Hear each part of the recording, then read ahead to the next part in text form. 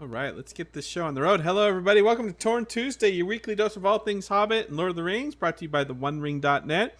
I'm Justin, and that's Cliff. Hello there, this is Clifford, and you might not know this, but that's Justin right over there. Ladies and gentlemen, this is theonering.net, and yes, we are so glad to welcome you once again to our little beautiful green corner of the internet where we can talk about hobbits, wizards, goblins, dragons, and Silmarils. And sometimes we talk about rings of power as well. This is it, your one-stop destination for all Kind of like things. Amazon Show. Once in a while, they talk about Rings of Power. Once in a while, yeah. Yes, indeed. That's funny. Hey, before we check the audio, I want to make sure, Justin, audience, hello, everybody in the live stream. You guys are wonderful to join us yet again. And you're here on Twitch, Twitter, X, YouTube, Facebook, and Instagram. So many great platforms. Wonderful to have you all And here. YouTube chat seems to be working again this weekend. Looking Sorry good. about the hiccup. But Looking am good. I the only one, chat, please tell me, am I the only one that sees a delay in Cliff's voice? It seems like he's talking like a wizard where his mouth moves, but we don't hear it until seconds later, kind of like a nuclear explosion where you see the giant fireball and it takes like 2 minutes for the sound to come out. So Is it chat, really?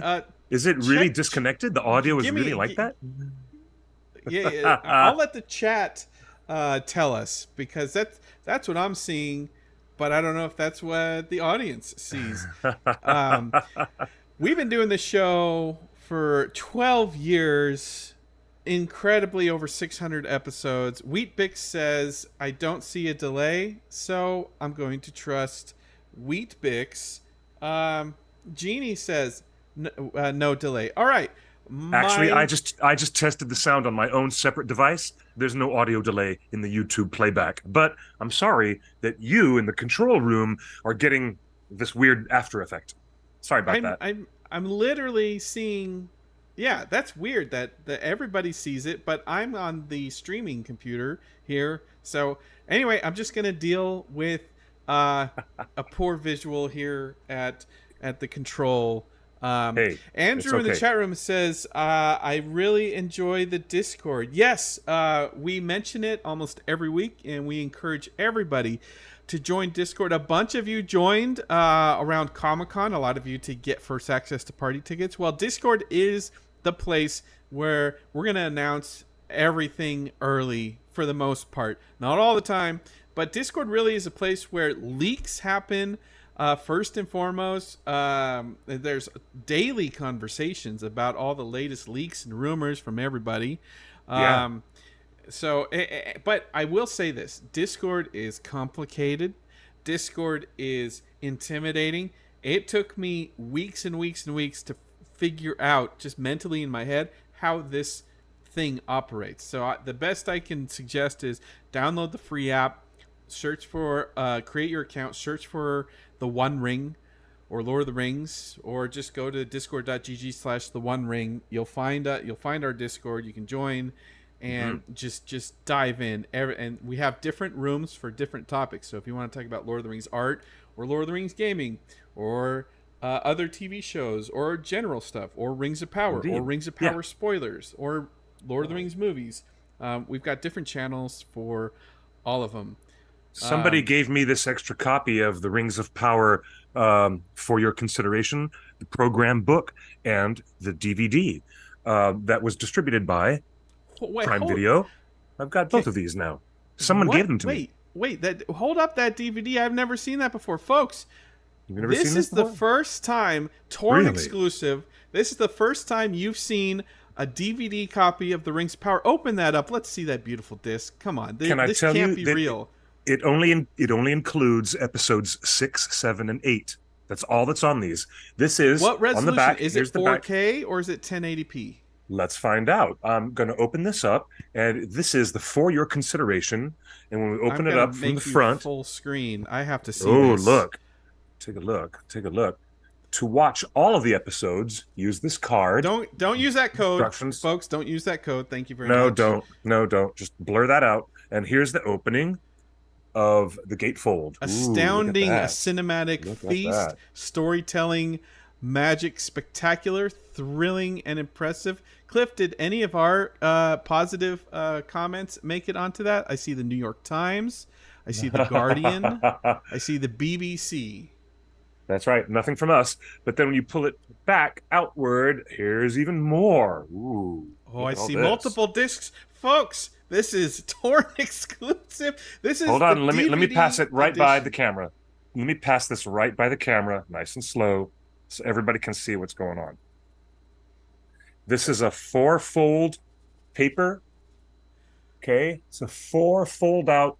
And it's not plastic. It's not a plastic jewel case. It's all paper, and it has, according to this display. Oh gosh! Well, I just dropped my drink. I'm gonna have to clean that up real fast. Anyways, it's got 4 discs. Right, okay, and this is episode 7 and 8. Does it say DVD disc, or Blu-ray or 4K? It actually says nothing on there. Here's episodes 5 and 6. Oh, you hold that up. Wait a minute. There's episodes 3 and 4. For pity's sake. Wait a minute. They're all on here. You're not holding anything up. I want to see what you're doing, and I can't see it. Oh, good gravy. Look. Season 1, Disc 1, Episode 1 and 2. This is the whole season, Cliff. Even though the back of the packaging says it's only episodes 6, 7, 8, it's actually all. Let's confirm. Let's confirm. Yep.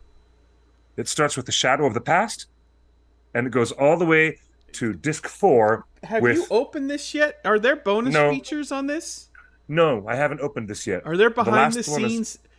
No. There might be behind the scenes on this. It doesn't say anything on these labels. Want me to drop one in my player? I can drop one in my Blu-ray player. But you know what's funny? Yes, please. This does not say whether it's DVD on any of the packaging. Isn't that so interesting? It doesn't say anything. It doesn't say. Anyways, I'm going to go... Does it say in the very fine print around the disc? You know, the inner circle of the disc. I know what you're saying.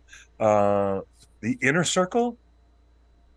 Let's see. Like really fine holographic. Does it say Blu-ray logo? Nope. Or DVD logo? It's not there at all. Oh, it says this DVD is for awards purposes only in the fine print. So guess what? Okay, there you go. It's not a Blu-ray. It is not a Blu-ray. It's just DVD. So there you go.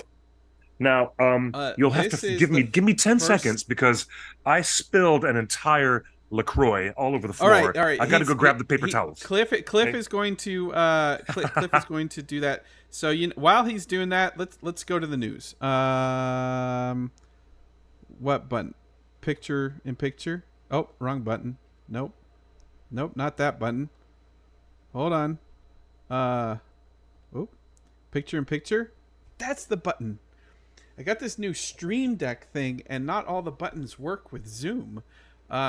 So, folks, I had no idea. Cliff surprised me. I'm shocked and surprised. For a change. And I hope you guys are too. For a change, I did the surprising for you.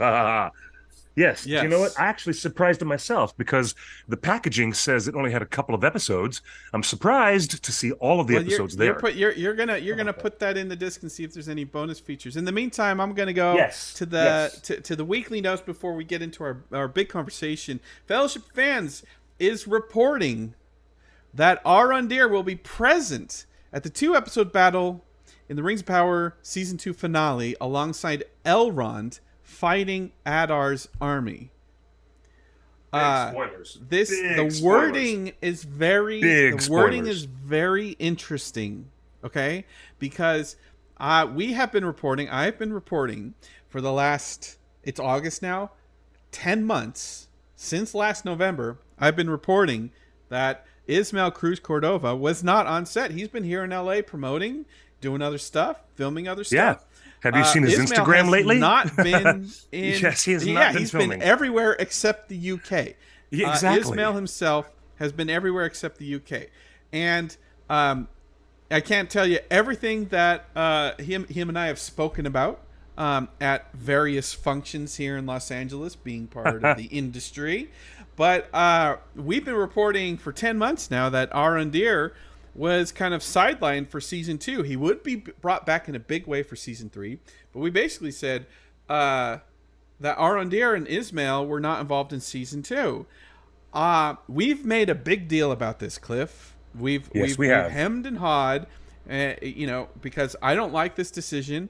I think Amazon finally has a wonderful fan favorite character, And that's the right? reason why we objected, is because he was such an original and He, favorite character. Why would they not have him featured? why would you not feature Yeah. one of your proudest moments, proudest actors, proudest characters that everybody loves? You hit a home run with Arondir and casting Ismail as Arondir. Why would you sideline him for season 2? So it's interesting that he is now being reported to be present at the battle. This does not say that he's involved in the battle. This does not say that he has a major role in the battle. This does not say that he's leading the charge.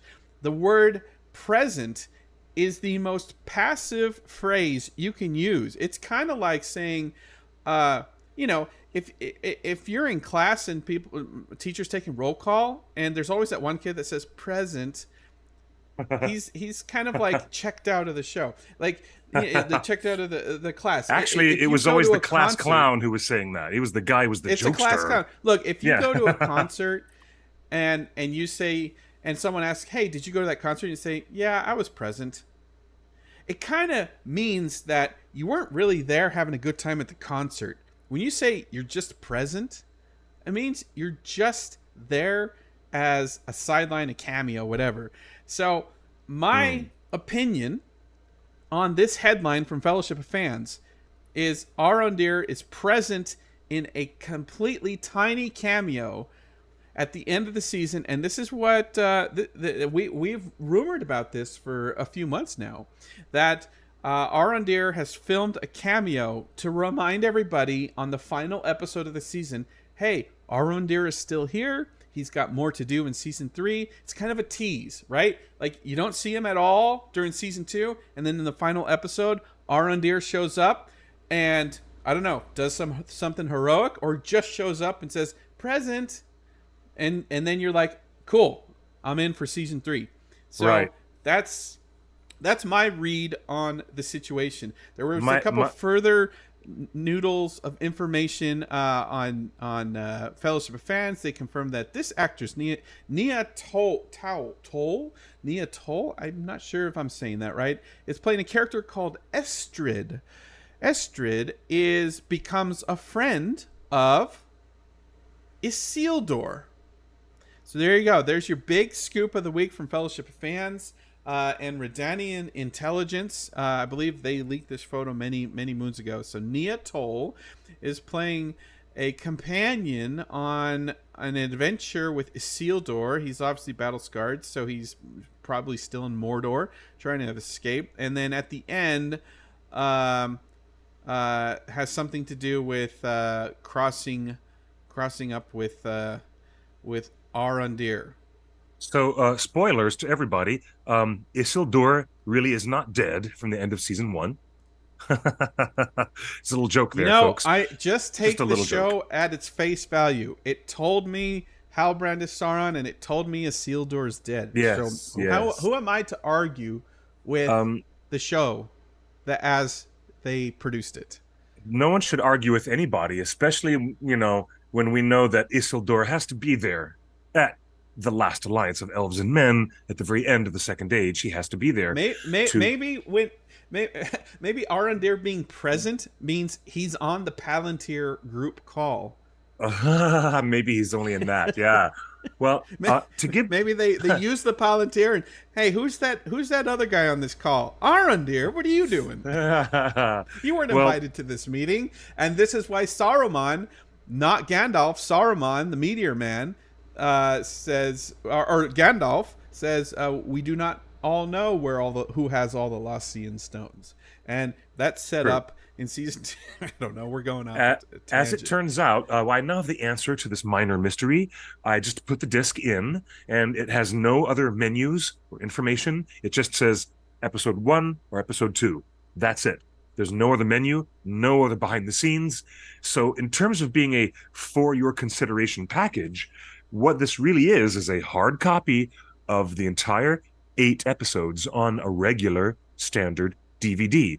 It is not Blu-ray, and it has no supplemental materials of any kind. Now we know.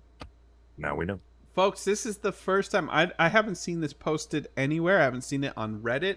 I haven't seen it in the Discord. This is the first time anyone's had hands on an official Amazon delivered DVD copy. Okay. Of the now here's what is of Power. And this is why it's more interesting. The campaign is selective to certain actors, directors, or people that are involved in the project. Okay. Every studio does this. Like for the first Fellowship of the Ring movie, they had a campaign for Ian McKellen. They did not have any other Best Supporting Actor campaigns for anyone, just Sir Ian McKellen for Fellowship of the Ring. The general plan was to push a secondary campaign in The Two Towers for Andy Serkis for his performance as Gollum. Hold up that DVD. And in the third film, in The Return of the King, they were supposed to do a Best Supporting Actor campaign for Sean Astin. It didn't happen. But here's the names, okay? For drama series, for your consideration, they want you to consider the only director listed is Charlotte Branstrom. J.A. Bayona is not mentioned. Nobody else is mentioned. Bayona directed the best episodes. The best episodes. Charlotte is the only listed director? Yep. And guess what? Who's listed as the only lead actress? Lead actress, Morfydd Clark, Galadriel. Lead actor, their lead actor nomination, they bent the campaign specifically towards Robert Aramayo for Elrond. Supporting actress, they put in supporting actress nod for Markella Kavanaugh for Nori Brandyfoot. Hold up. Pause. Cliff, remind me who the Lord of the Rings is. What character is the Lord of the Rings? Sauron. Who's the character that created the Rings of Power, the name of the show? Sauron. Along with the help of Celebrimbor. Rings? Who holds sway over all the Rings of Power? The Lord of the Rings himself, Sauron. And guess who's not listed here? Wouldn't that be the main actor? Wouldn't that be the lead actor in a dramatic series? You know what I'm finding weird about this? Wait till we get to the Best Supporting Actor category. You think that's a sin of omission? Look at this. Bayona did not direct the slow motion scenes. Thank you very much. How about that? Supporting actress, they put in Sophia Nomvete as Princess Disa and Markella Kavanaugh as Nori, all right? Great supporting actress noms. But you know who they wanted to go for Best Supporting Actor? Ismael Cruz Cordova, who is the man that we just talked about 10 minutes ago. They wanted him to get submitted for a bloody Best Supporting Actor, and then they remove him from season 2, and he's not going to be in season 2. He's not involved in season 2. How do you do that? So strange. It is so strange. It is so strange. What is the decision-making process to think, you know what, let's sideline Arondir. Guys, one more season. For those of you in the show who just come into the show late in the program, I got my hands on a FYC for your consideration Emmys nominees listings, and they want these Emmy nominees. They wanted Ismael Cruz Cordova and also Owain Arthur as Prince Durin IV is listed as Best Supporting Actor. Okay. Cecilia, naughty. Okay. Guess who they went? They only submitted Charlotte Branstrom. That's the only name. Okay. The producers are all listed here. All the producers, all of them are listed here. The writers are listed as Nicholas Adams, Jason Cahill, Justin Doble, Stephanie Folsom, our friend Jennifer Hutchison, and of course Patrick McKay and J.D. Payne are listed as the written by credits. Isn't that interesting? It is interesting. Very interesting. And maybe the reason why you got one is because that package did not work, and Rings of Power did not get any of those nominations. And in fact, Rings of Power is not involved in any televised Emmy Awards. Speaking of Emmy Awards, they have announced that the ceremony, which is usually in September, which is usually mid-September, has been pushed all the way to January into the time frame of the Golden Globes. Cliff, this is the first time that the Emmy Awards, the television Emmy Awards, have been moved to January. Wow, I didn't know that. To January? That is so unusual. This is the first I'm hearing of this. You know, I It find it is. even more. It's even more surprising that the Golden Globes are actually going to go on again. I thought that NBC had just dropped that and they weren't going to do They it sold anymore. it. So I Okay, they supposedly sold it. Yeah, they well, sold the Golden Globes. There's a new owner of the Golden Globes, and I don't know who's but they haven't said who's the nominating committee for the Golden Globes because it used to be the Hollywood Foreign Press Association. that's right. Um, so the Emmy Awards have been pushed all the way back to January. So even though Rings of Power did not get any noms that will be televised, they did get a couple technical nominations, including the most important one. In fact, the only award that I personally wanted Rings of Power to win, period, end of Mm, story, is mm. Howard Shore has been nominated for Best Title Music Theme, Score. title, music, theme. Yeah, whatever the category is. Yeah, Title music theme. yeah. Howard Shore did that without Bear McCreary. Howard Shore is Hmm. the only nomination. No Bear McCreary on the nomination.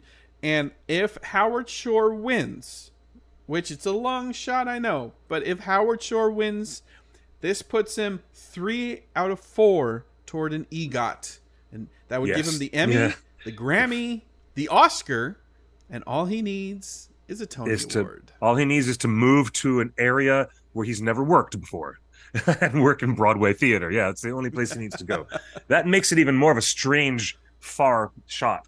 But I'm rooting for him as much as I would have been rooting for Bear McCreary. I would have been. And I will agree with everyone in the common conversation amongst all fandoms, even people who generally dislike and are critical of the Rings of Power.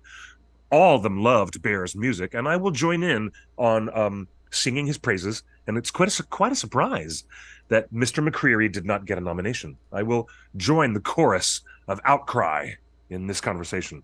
But Justin, can you tell me something, please?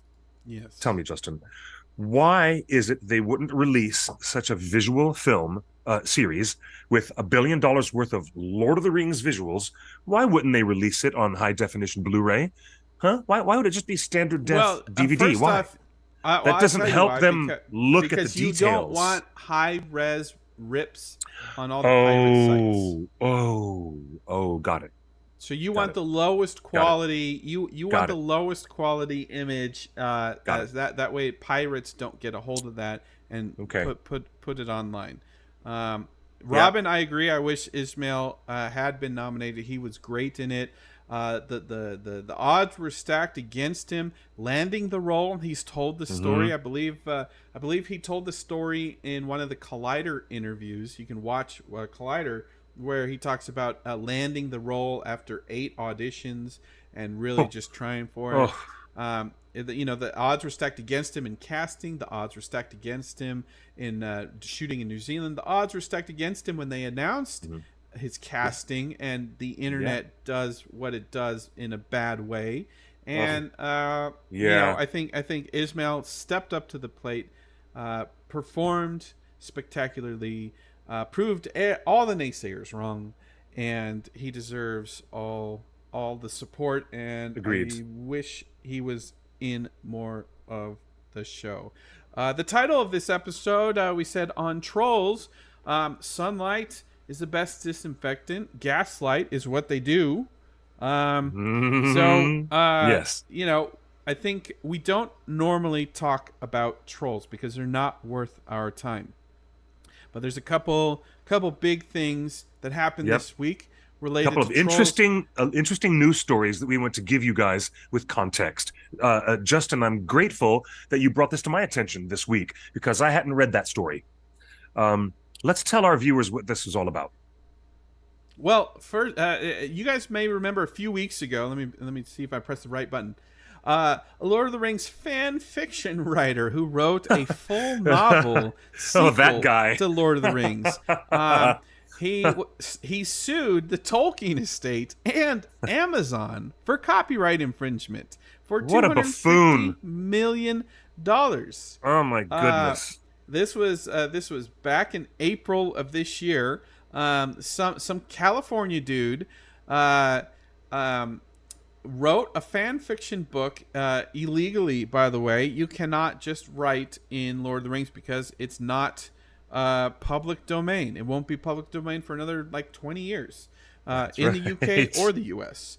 So we have refrained from talking about him as much as possible because trolls aren't worth our time. But this episode, we're just going to give you an update. And again, Yes. as a recap, this dude wrote a whole book that was a sequel to Lord of the Rings.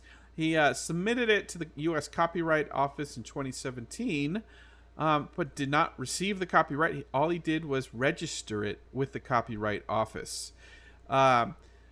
And then he claimed that Rings of Power infringed on some of the ideas he created in the book in 2017. Never mind the fact that the scripts were already written in 2017.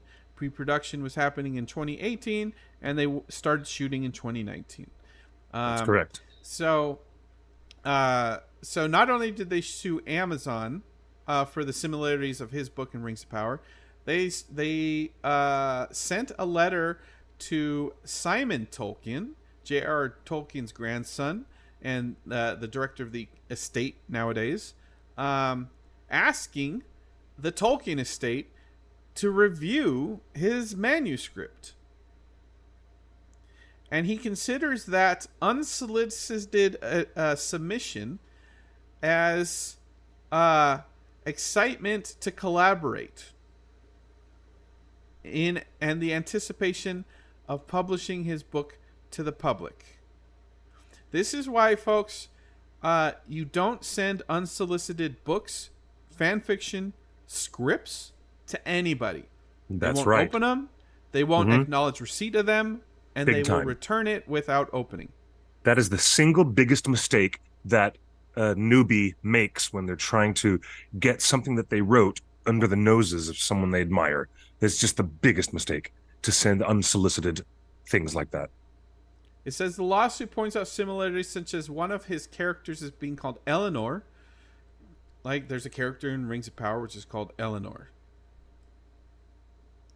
This is also the name of J.R.R. Tolkien's own character. One of Sam's daughters is called Eleanor. So this guy's sued. So the update, you could say this is a troll lawsuit. A fan fiction writer sent his book, his script, to the Tolkien estate. Never got acknowledgement that they received it or read it. Rumor has it that he drove up to Simon's house here in California and put it in his mailbox or on his doorstep, which is not what you should ever do, period. As Bugs Bunny would say, what an ultra-maroon.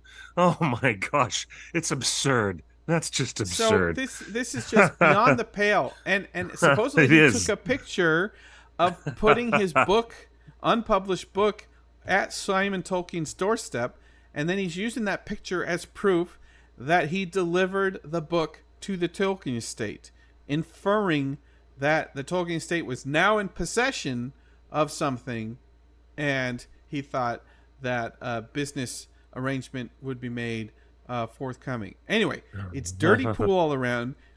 It's bad faith. He knows it's wrong. And then he's the one, rather than the Tolkien estate suing him, he sued the Tolkien estate to try to declare that what he was doing was right. So it was totally in bad faith, and then he's the one that sued to try to get clearance. Well, the update is, as of this week, again, August 14th, 2023, I was going to lead with an exciting court document, but I think that would have confused everybody at the top of the show, because I think here in America, a lot of people are excited about a different type of court document. So this week, August 14th, order granting defendant's motion to dismiss. We have the court has declared that this is a dismissal. Amazon and the Tolkien estate had requested to dismiss this lawsuit as frivolous, as a troll, as a waste of everybody's time. It's not even worth litigating. That is the appropriate response. It's official. The defendant's motion to dismiss has been approved. The case is dismissed. There Will you they go. countersue him? Is it worth anybody's time? I Uh, don't think it's worth but that anybody's that would time. be the find out phase of that equation, a very latent find out phase. If they do countersue, I'm curious if that will ever happen. But I'm so curious what the conversations were in the publishers side of things, not just Amazon dealing with a defending or anything like that. I wonder what Houghton Mifflin or the publishers, even the UK publishers, were thinking about this craziness. I wonder. They did. Katie in the chat room says they did countersue him though. So who knows where that will go? It's interesting that he Okay. that this author this author sued all the names here. Jeff Bezos. Why would you sue Jeff Bezos?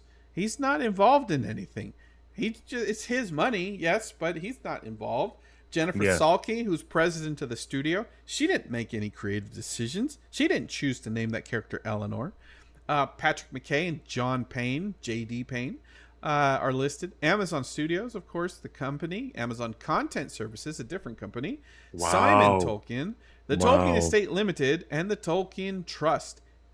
This dude sued everybody that is supposedly in charge of Lord of the Rings. One would assume that he was just desperate to get one of these legal things to stick because that would be the only way he could legitimize himself.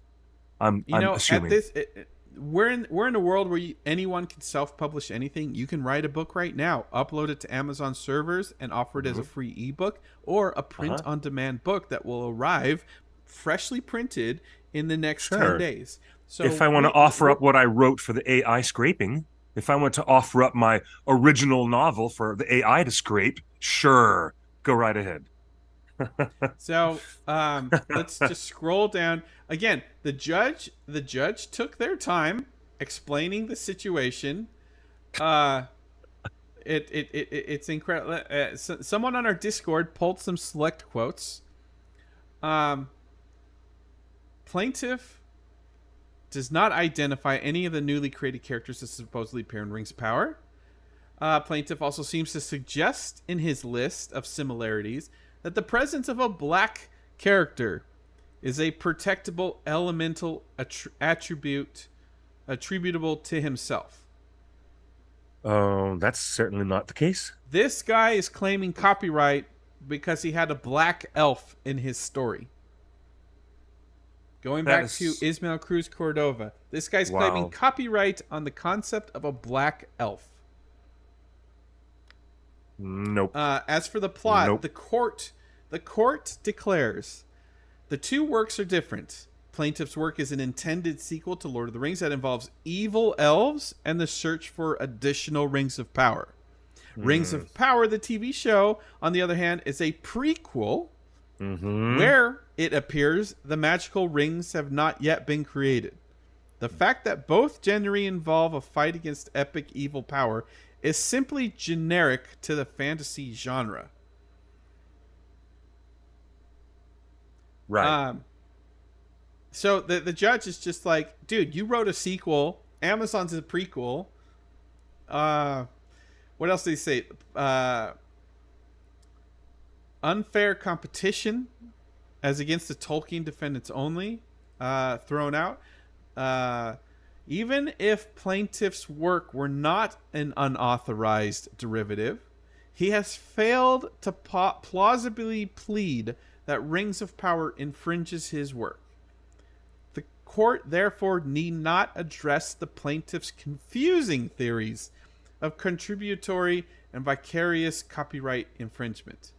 The judge basically says here, even if this book was legit, this dude's lawsuit has not explained why any of the Rings of Power infringes on him, other than a black elf. So silly. So silly. So silly. Yeah. Okay, so that's the, and so that we go to the final page. Conclusion: for the foregoing reasons, the court grants the defendant's motion to dismiss.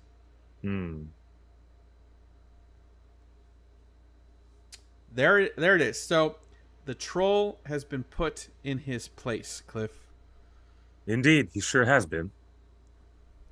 Um, so, folks, when we talk about trolls, this is next level trolling, right? This guy spent Yes. money hiring a lawyer, spent money on the copyright office. That's several $100s. Spent Yes. money getting it independently published so he could offer it for sale on his own website. Mm-hmm. This dude has spent a lot of money to troll the Tolkien estate into forcing him into forcing him it to give him legitimacy. I don't know what other word And can that's what, describe yeah, this. that's what I was suggesting just a couple of minutes ago, that failing to get a foothold in the door of legitimacy, the convenience of having court orders and things like that would be an instant badge of honor for him to declare his legitimacy. And certainly do not Cliff, do you expect that's agree going with to the work. chat room that are saying that Tolkien did acknowledge the existence of black elves? Yeah, sure.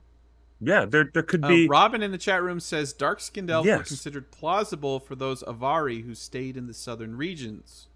Hmm. Um, Sure. the Crawling Absolutely. Chaos Why said, not? "I thought Tolkien wrote about dark-skinned elves."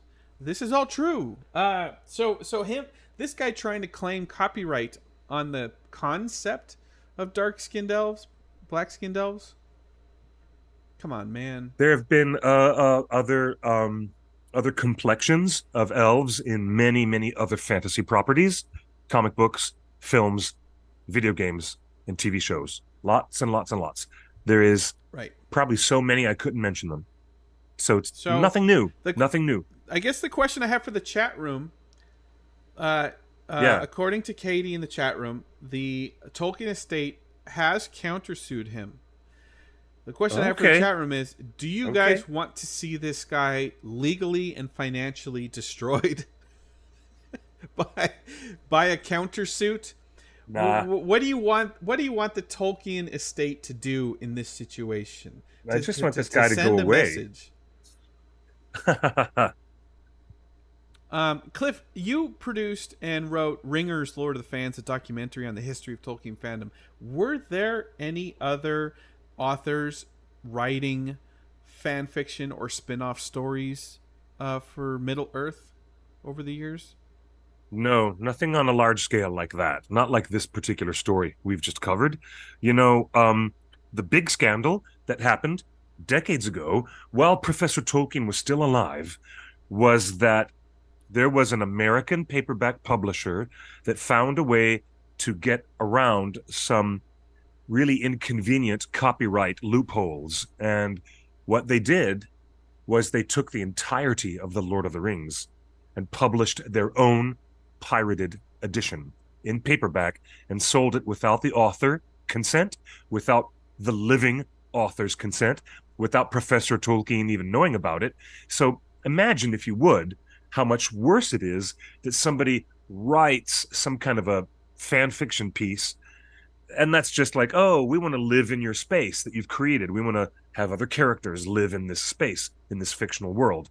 That's, it's one thing to be so struck with admiration that you want to create things within the world of Middle-earth. I can appreciate that.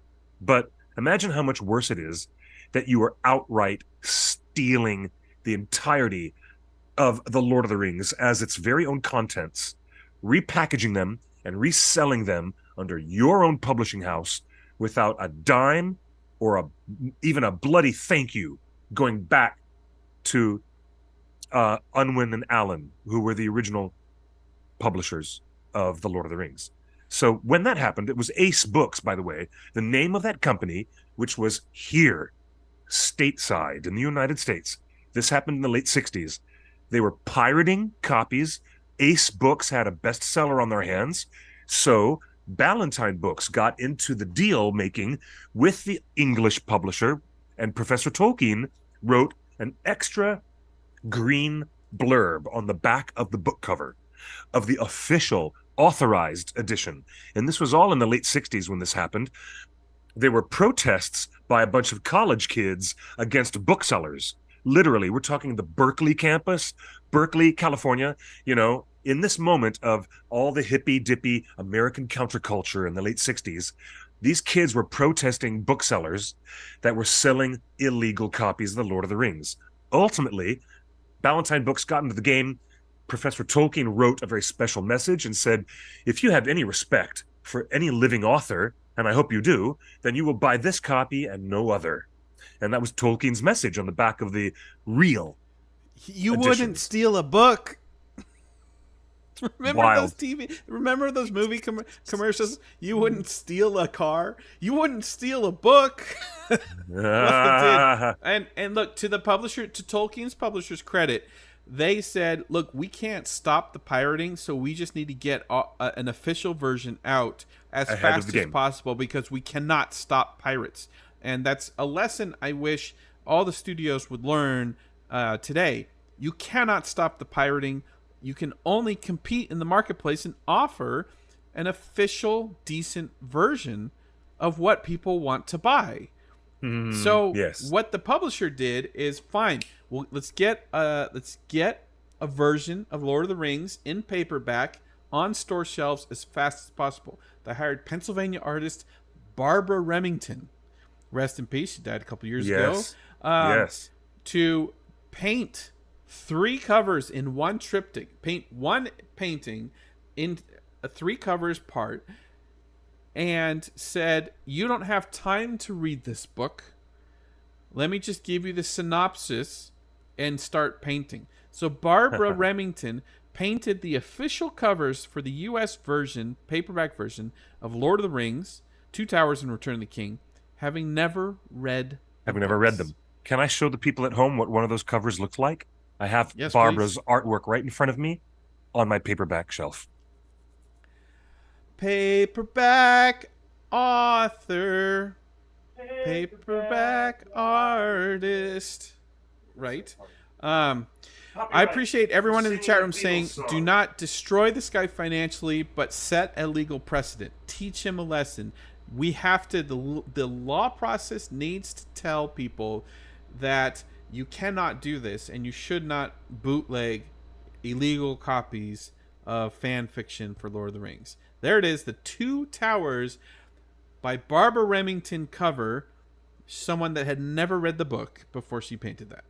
We made a joke about this in our documentary because no one ever understood why there were emus in Middle Earth. There are no emus in Middle Earth, but there are emus on Barbara Remington's artwork. Guess what? I have in front of you, ladies and gentlemen, Professor Tolkien's special note. See that note in the green box? Let me make you full screen. Hold on. Take a close look at this. This is what Professor Tolkien had to say about people buying pirated copies. And I'm going to read this to you guys, okay? Take a look. A statement from the author about this American edition.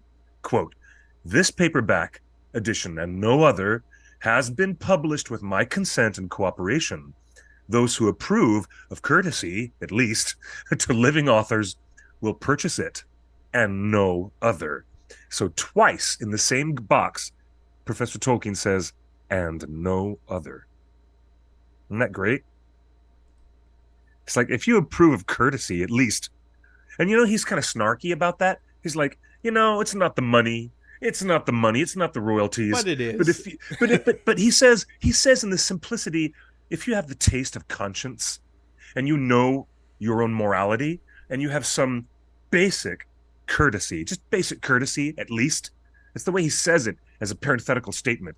He's like, I don't need the money, but at least I appreciate your courtesy to a living human being. And I just love the way he did that. It's really funny. Cliff, can you hold up that cover again? Again, Barbara Remington asked to paint this in a short time frame, not having enough time to read the book. Folks, if that happened today and Tolkien's new book was not published in the United States and it was being bootlegged and the publisher said, oops, we got to get a cover done, I think the chat room is right. It would be done by AI. And the question for you, Cliff, and the chat room, would you appreciate an AI version of a cover instead of this version from someone that never read the book? Do you know what? For You're someone who's thinking never about read it. for someone who's never read the book and you're just looking at this artwork, you wouldn't understand.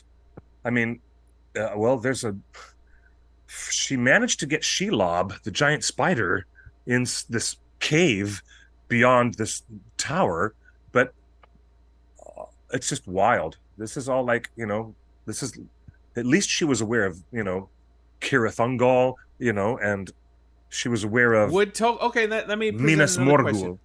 Would Tolkien have approved of an AI cover done in a hurry, just as No. he approved of this cover from someone that never read the book? I wonder if he ever approved of this cover. I do not know that Professor Tolkien approved of this cover. But what's Tolkien was an really accomplished artist in his own right. Do you think he did not approve? Do you think he just wasn't afforded approval because he's like, get this onto the shelves as fast as possible? I don't even need to see the cover. Just get it out there so we can start selling official copies. No, I don't think Professor Tolkien was like that. There's nothing. Interesting. He let his publishers handle all of those weird business decisions. Hey, But what's really he drew the cover of The Hobbit. He's an artist in his own right. The new version of The Hobbit coming out this fall has more pictures and more drawings from Tolkien himself. So it is possible that he did not approve of Barbara Remington's cover, which Cliff is thumbing through right now. yes. I believe that Tolkien may have just said, do whatever you can if it's an AI cover. I think Tolkien would have not approved of it, but just kind of waived his right of refusal, I guess, is the best way. I don't Do you think know how Tolkien many would times ever approve of AI. No, I don't think Professor Tolkien would have approved of anything except let me try my hand at being the illustrator of the new paperback covers. It had happened before. Because of his immense skill as a watercolorist, as a painter, as an illustrator, Professor Tolkien did these beautiful, beautiful dust jacket covers for The Hobbit when The Hobbit was first published. Everyone loves those covers, and it's wonderful. So, no, I don't think he would be down with anybody doing it. He probably would have interceded and said, let me try. As an artist, I'll create Tolkien would a have cover. just put some Kirith runes and said that was the cover. He was a very busy man. All right, final thoughts on. We got a couple more things regarding trolls. Now that's true. Durin says he was very busy, and he admitted it took him a long, long time to do the paintings. You're right. You're right, Durin. Publishing an illegal paperback copy of Lord of the Rings is kind of a troll move. Let's be honest. Yep, it is. That's a troll move. You know what you're doing is illegal. And wrong. And wrong. Speaking of trolls, Cliff, I don't want you to answer, Cliff, but folks, can you name the 3 trolls in The Hobbit? Chat room? Everybody knows. We're not moving on until Everybody knows. All 3 names of the trolls in The Hobbit. Oh gosh, you're funny, dude. Everybody Cliff, knows. Do the trolls know that they're allergic to sunlight? Yes, because they keep a cave nearby so that they can avoid the deathly sunlight, so they can go underground. So the question I have to you, Cliff, is: does the cave troll that the Fellowship fight know it's allergic to sunlight? I don't know. Is it allergic to sunlight? Well, there are different types of trolls. There's hill trolls, stone trolls, mountain trolls, and there's also the ice Olog trolls. High. Thanks, Rings of Power. Thanks to Rings of Power, there was a whole new type, ice trolls, and so I'm not quite sure. What's the troll that we see in Return of the King? The Beast of Burden. Oh yeah, you mean the big trolls that come in? Oh no, that guy who's shuffling along the battle tower. He's making the siege tower move forward or something. Yeah. Yeah, no. That guy was out on the Battle of the Pelennor Fields, but the sky was covered with murk and clouds and shadow. So, because Sauron sent the clouds forward because his orcs hated the sunlight. And I imagine some of his So, trolls did too. is there any valid? Do we have rules of troll skin? Like, where? At what point do the trolls become immune to sunlight? Don't I know. You're guess. getting into Dungeons and Dragons level of character Okay. skills and traits. So, Professor I'm Tolkien just asking he questions. wasn't doing that. Okay. You're funny. Um, but Cliff, speaking of trolls, you found this troll this weekend on Twitter. Oh, did I? Did I find this troll on Twitter? Come on. Which one? Ian McKellen 42 followed you on Twitter. Ah, This is a different type of troll. yep. You guys, it's fair enough to mention this. I had a quick conversation with Ian McKellen's webmaster, and he's a good friend of our community. That's Keith Stern. He's been our guest and at our special anniversary interviews with everybody from the Lord of the Rings films. And Keith Stern has been working as the digital archivist and the digital historian for Sir Ian all these many, many years. And he created McKellen.com. And you guys know as well as I do that McKellen.com is the ultimate one-stop place for all the writings and journals and amazing career, the Royal Shakespeare Company, and all the films, all the stuff that Ian has done. There's remarkable storytelling. And this person here creates a fake account, a fake Twitter account, which is as fake as the day is long. How It's can as you fake tell? as because I talked to the official webmaster who runs Ian's official Twitter. Well, And some he of the said other tells is there's only 3 followers. that's a major tell as well. Yes, there's only 3 followers, but Keith Stern actually told me, no, just tell everyone that's not the real one. That's not the real account. And he said, it does happen from time to time, and it's good to remind people. And so here we are, gently reminding our community And that the blue check many mark doesn't mean anything anymore. it doesn't Right? on Instagram Nothing. either. You can buy a blue check mark for $20 a month now on Instagram, and a blue Silly. check mark on Twitter or X Silly. for $8 a month. So blue check marks don't mean anything. Some celebrities are still paying for blue check mark because it offers some extra tools, security tools. But blue check marks don't mean anything. So the right. best thing I can suggest is look how many followers he has, and see how many mutual follows with other Lord of the Rings people. Daisy says the real Ian would have a much better profile picture. Cliff, do you agree? Yes, I do. I do agree. Absolutely. Daniel in the chat has asked, are you going to talk about Kevin Eldon being cast as Narvi? And actually, my friend, We talked about that last week. We talked that up and down. We talked at great length last week about So Mr. check out Kevin last week's Eldon. episode. Yeah, check it out. I did see some posts and some comments on our Facebook page that it's hard to find old episodes of Torn Tuesday. So I'm going to spend some time updating, cleaning up our YouTube channel so old episodes are easy to find. I apologize. Yeah. For that. Folks, there's one more. Let me pin myself.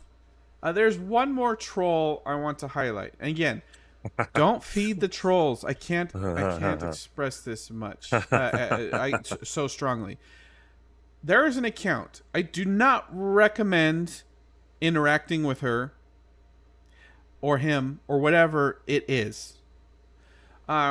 This account has caused so much drama in the Lord of the Rings Twitter space. Has caused so much ugliness and unnecessary toxicity. So much ugliness to many. So ugly.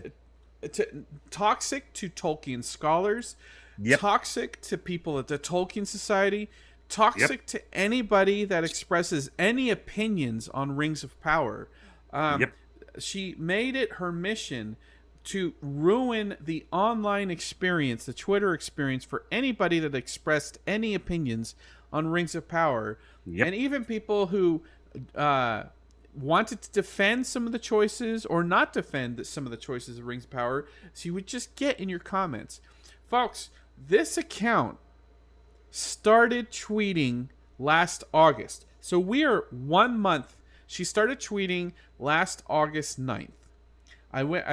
Twitter, there are certain tools that you can use to go way back into someone's Twitter history and see the history of their tweets, what they've tweeted about, everything like that. I did the research. I went back in. Folks, we are 12 months.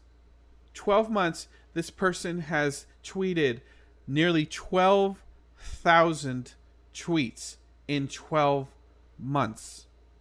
Let me repeat that. This person has tweeted 12,000 in 12 months. 1,000 tweets a day, 1,000 tweets a month. Average 30 days a month. 30 into 1,000. That's about 35 tweets per day, every day. 35 tweets per day, every day. Oh my goodness. For the last year. Oh to my goodness. hate on Rings of Power and its fans. And folks, why I wanted to highlight this, because some of our dearest friends, some of our most friendly people, some of our most passionate and patient community members that have written articles, that have published seminars with the Tolkien Society, that are just fans.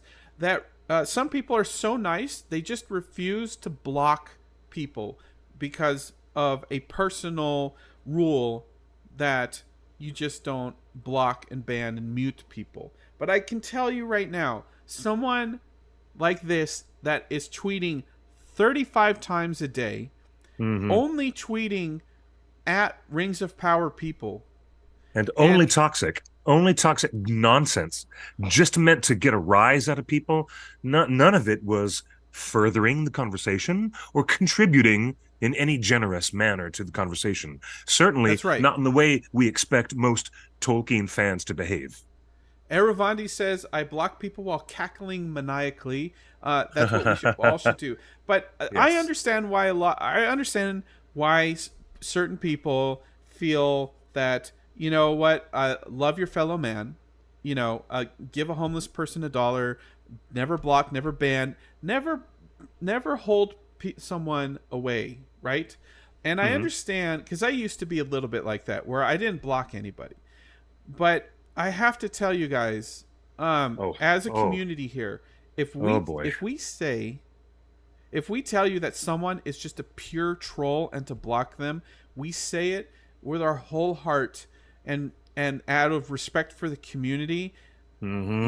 Please just do what we say, because I haven't blocked her. I can still see her tweets, but when you guys don't block her, she shows up in my feed because someone I follows is arguing with her, and it's just a circle of hate that shows up in my feed.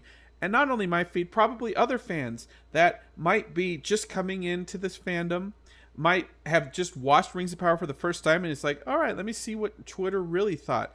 And then they see all these nasty debates, and I want to say someone like that account is not part of this fandom, does not represent fandom, and does not represent this corner of fandom where we want to be open and have polite discussion.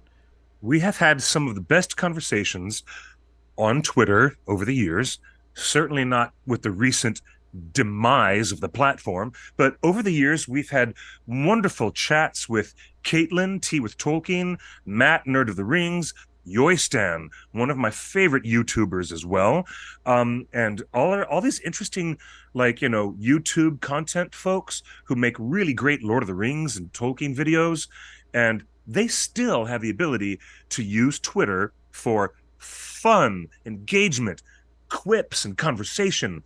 And every now and then you get some really good insights from people who are looking at the literature and looking at the adaptations of the literature and are actually talking about it with an open hand, a real open hand. And, you know, Nerd Cookies, another, and other nice folks, and people from Oxenmoot, and professors, and people from the Dr. Nosy, and people from the Tolkien Society have succeeded in many regards at elevating the conversation with Ringer fans But we and all all the Tolkien recognize fans. that They X have. is on its way out. I think It is. everybody is waiting It for the is. next platform to show up. I've received Yep. several messages about people wanting to set up a Mastodon server, or do you have a Blue Sky event? I've been playing around personally with Blue Sky. Torn locked in the OneRing.net on Threads, which That's nobody good. seems to be using.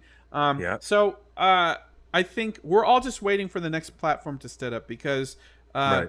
the fact that on X, on Twitter X, someone like that account that I just showed you that Yeah. tweeted 12,000 times in 1 year can now get paid for the Yep. tweets and the engagement that she creates. The more Hey, arguing she does, the more she gets paid. That is that's the untenable. ugliest That's situation with that platform. It is untenable. Yes. Yeah. Yeah. And so Yeah. we don't want to be a part of a place that pays to be toxic. That's and right. That's and right. and I think a lot of nasty troll accounts on Twitter are probably state sponsored troll operations. I don't know. I don't know any person. I don't know any human being personally, Cliff, that has the time to tweet 12,000 times in a year, 35 times a day. Who has the time to tweet 35 times a day, every day, never skip a beat? Every day you're tweeting 35 times. You're replying 35 times. You're sending a message 35 times a day, every day for a whole year. It I is. don't. No one has that amount of time unless you're getting paid to troll. It is abundantly clear that they are getting paid to troll. No one I has that don't know if time. she's No one getting has that paid life. to harass people, Well, but she you is have to now. ask Now that blue yourself. checks can farm Well, now that rage artificially. Yes. Yes. Yes, she has Yes. the opportunity to get paid now. Was she paid for the last year? I don't know. Mm. But ask yourself, who has time to tweet 35 times a day of hateful messaging and replies to Rings of Power fans? 35 tweets a day, that is like an 8-hour, 10-hour job. I don't even know how to type that many tweets in a day and In have the something interesting to say. in the past couple of weeks, I've been blocking lots and lots of people who are obviously farming clicks. They're farming engagement just so they can get paid. Some of them have actually admitted. They have said, please engage with me so I can make some money off of this. Some people have been honest about that, while other people are just like, hey, what's your favorite movie? Or what's your favorite so-and-so? Even though you think this is garbage, do you think this is cool? And then they present some provocative or some kind of a pivot on a thing, and then they start farming the reactions of people going and responding and then quoting them and all that stuff. And I just started blocking people that I realized were doing it because they're not engaged in anything else except trying to make money. And that's why we wanted to have this little talk today. And we Yes. won't talk about Yes. trolls much often because we don't want to and they don't deserve our time. And I Yes. just wanted to say one of the reasons to have this conversation today about trolls in the fandom is that block, ignore, and block. You can't just ignore anymore. You have to block. You have to mute them so you never see them ever again. They are a That's waste right. of mental energy. And the only way that we can clean up this fandom, because I feel like if people go online after they see an episode of Rings of Power or they play the Golem game and they go online, it feels so toxic because it's nothing but hateful speech. And the best we can do is don't engage with it. Don't try to argue a point. Don't try to turn their mind. They are trolls meant to troll. And some of these trolls will sue the Tolkien estate to get their way. Right?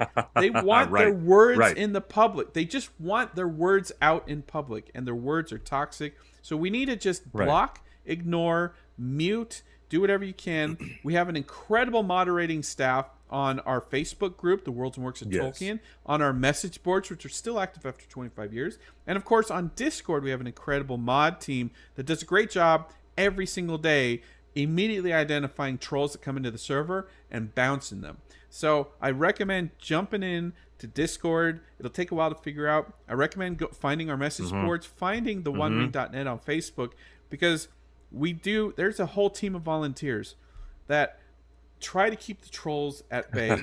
But on platforms we don't control, like Twitter, Threads, Instagram, X, if you see a troll, mute them, block them, delete them, report them, because we don't have time for that, and it's the only way we can get back to just talking about Lord of the Rings and having fun.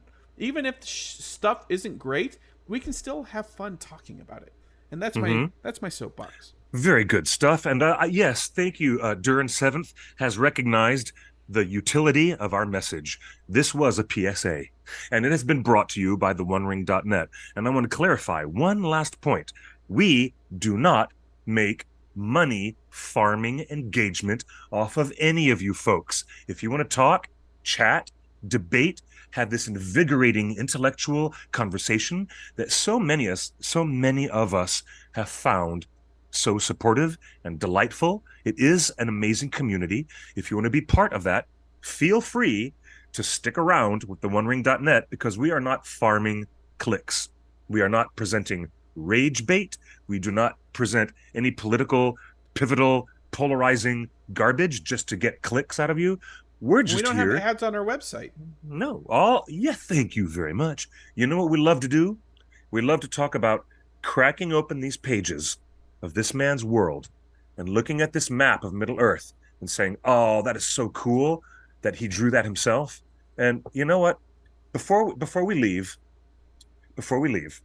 we're going to close with the ending chapter from the Two Towers. It is chapter 3. The chapter is the Uruk-hai. Then, when they had laid their fallen comrades in a mound and had sung their praises, the riders made a great fire and scattered the ashes of their enemies. Kind of like what we're doing tonight. Scattering the ashes of our enemies, right, Justin?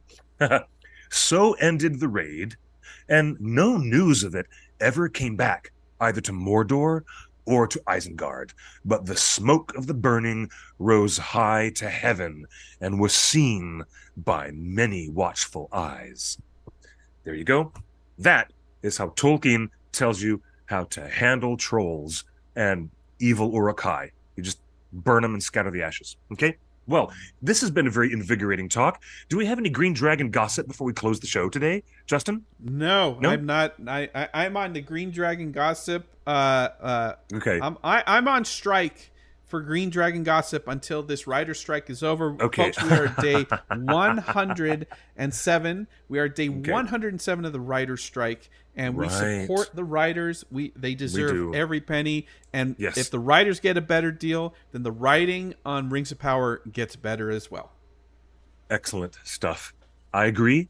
And so we have no more Green Dragon gossip today, but I've got a funny feeling with other stories and other leaks coming out, we will from time to time have to come back here and corroborate or refute, and we will at least analyze all the news and give you guys some really upfront discussion. It's time for us to say farewell, and it is a wonderful Tuesday. You guys get out there, have some beautiful fresh air, get out of the house, get a breath, and look in the far distance. If you see a column of rising smoke, that would be where the riders of Rohan took some trolls and some Uruk-hai down. All right. And it'd be pretty cool. You know what? You guys are wonderful. Thank you for joining us on Discord and all of our other social media platforms. You can come to the OneRing.net on your regular browser. Just point your browser to the OneRing.net and read and enjoy the articles.